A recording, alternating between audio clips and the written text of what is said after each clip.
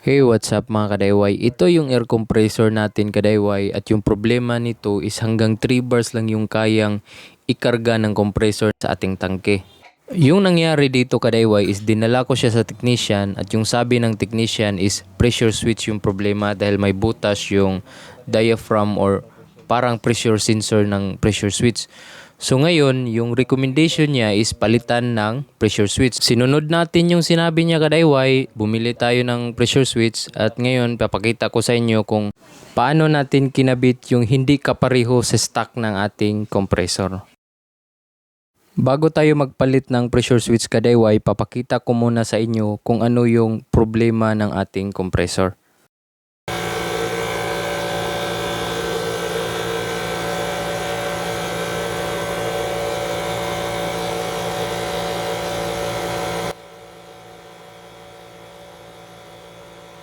So ito yung problema niya kadayway, no? Hanggang 3 bars lang siya. Steady na siya dyan. Ngayon, sa time na yan kadayway, bago na yung pressure switch natin dyan. Pero ganun pa rin yung problema. Hindi pa rin umaangat yung pressure natin. Later in this video kadayway, papakita ko kung ano talaga yung pinaka-root cause sa problema nito.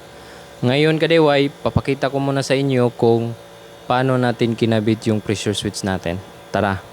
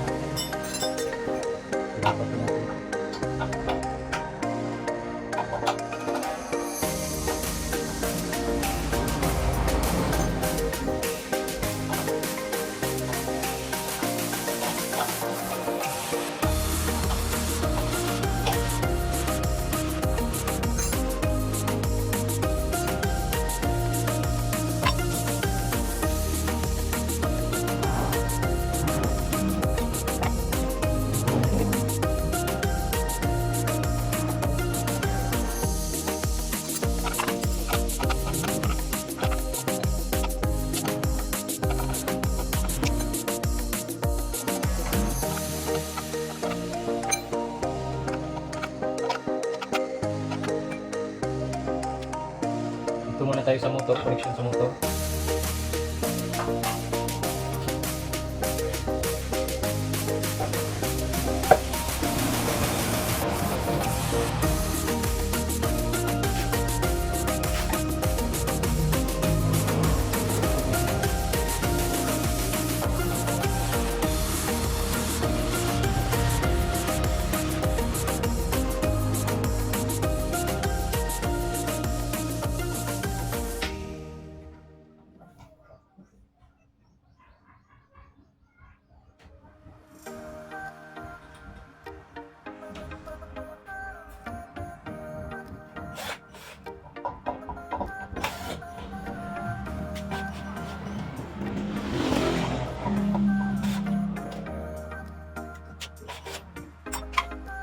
Tapos itong round na yung dito natin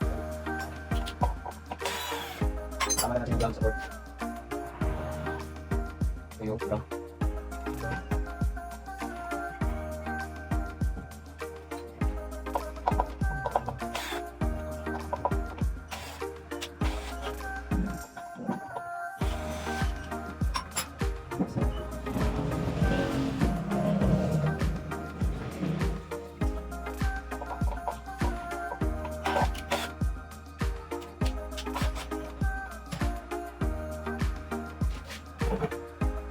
So, brown, sama na natin.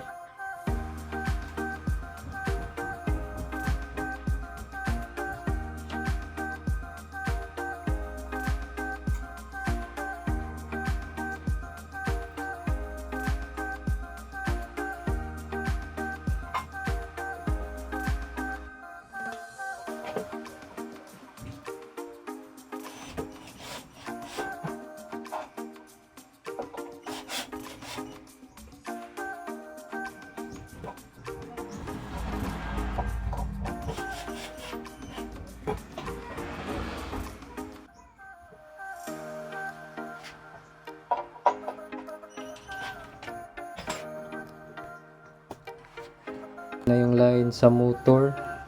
Ayan. Sa itong sa cord. Cord niya ito. Ayan.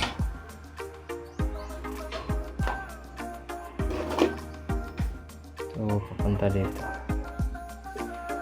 Yung black and white.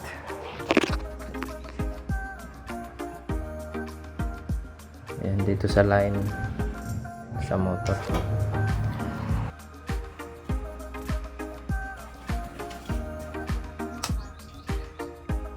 Kahit saan naman pwede tayo maglagay, kahit saan. Pwede dito sa likod, pwede naman. Depende sa inyo. Pero sa akin, gusto ko dito.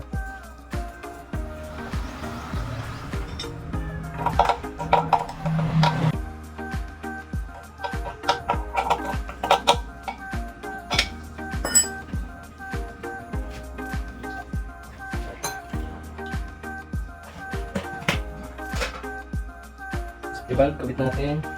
Dito sa kabila naman. Long tape ulit.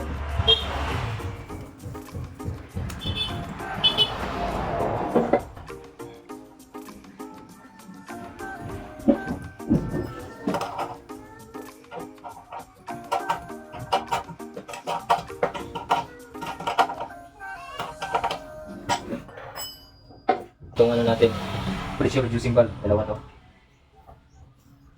Long tape.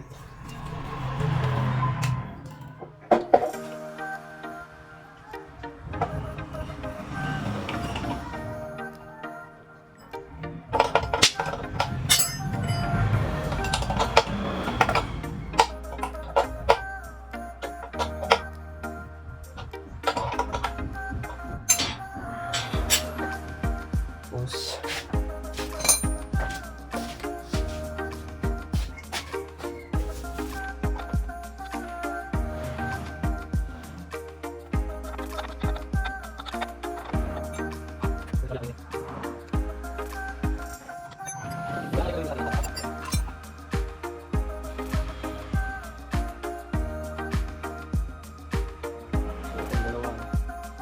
wala na tayong gagalawin dito, itong dalawa na screw ko. Tapos, observe natin kung ito yung pinakita ko sa unang video kadayway na kung ano yung problema sa ating compressor, yung hindi umaangat yung pressure, yung steady lang siya sa 3 bars. Ngayon kadayway, ito yung nakita kong rason, yung pinaka-root cause ng problema sa ating compressor, itong gasket niya. Sa gitna banda, yung gasket dyan nabasag. So, yung nangyayari dito is habang nagko-compress ng hangin yung compressor natin papuntang discharge, dahil basag yung gasket, bumabalik yung hangin papunta sa suction chamber. Kaya nung kinapa ko yung suction filter, imbis yung hangin is pahigop, yung nangyayari is palabas. Dahil yun nga yung discharge side may passing na papuntang suction chamber. So ito na yung plate natin kadayway, malinis na. Tsaka dito at nakagawa na rin tayo ng gasket So, palitan na natin.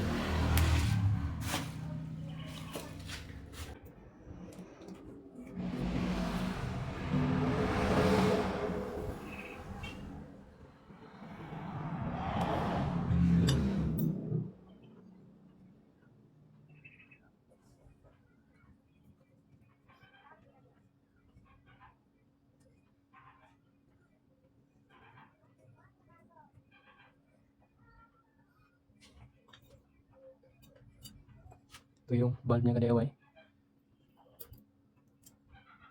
Yan natin grasa para didikit siya. Siya managlag. Pagka kabit natin. Ayan. Pause. Ito.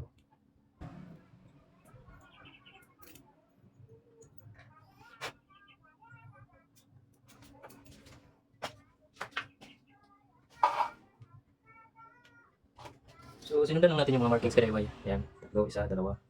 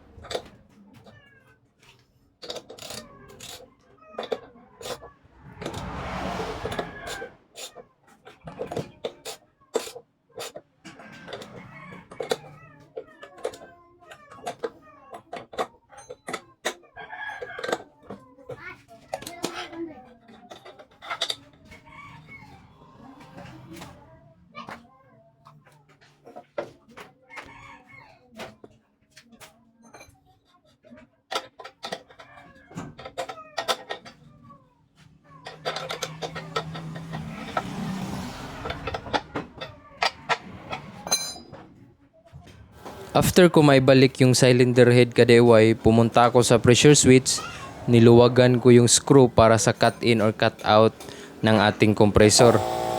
Niluwagan ko yan kadeway, tapos inadjust ko na lang siya dahan-dahan.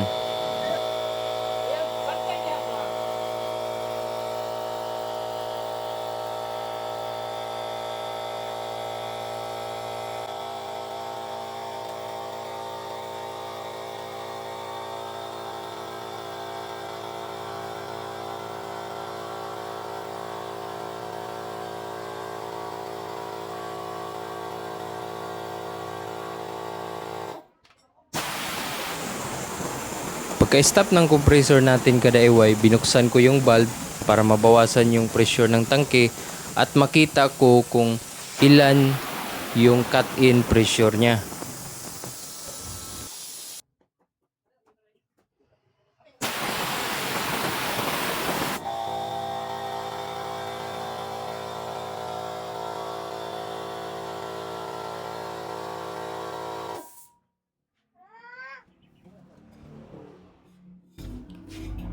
So ngayon kadaiway, niluwagan ko muna ito.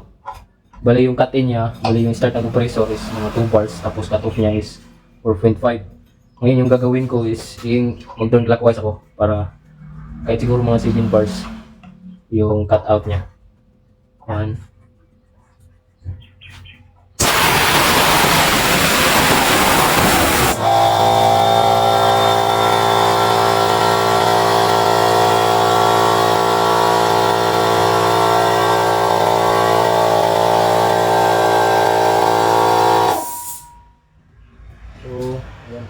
Mga 4.8, mga 5.4. So, Ikot ulit ako. 2.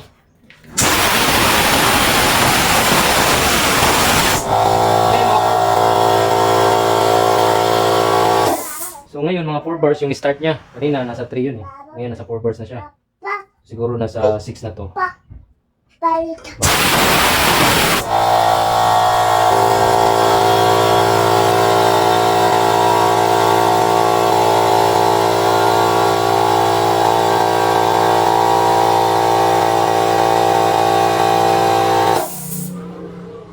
Ganito lang muna kadaywa yung setting ko kasi bago yung gasket natin. So at least siguro mga ganito mga 6.5 siguro set ko 6.5.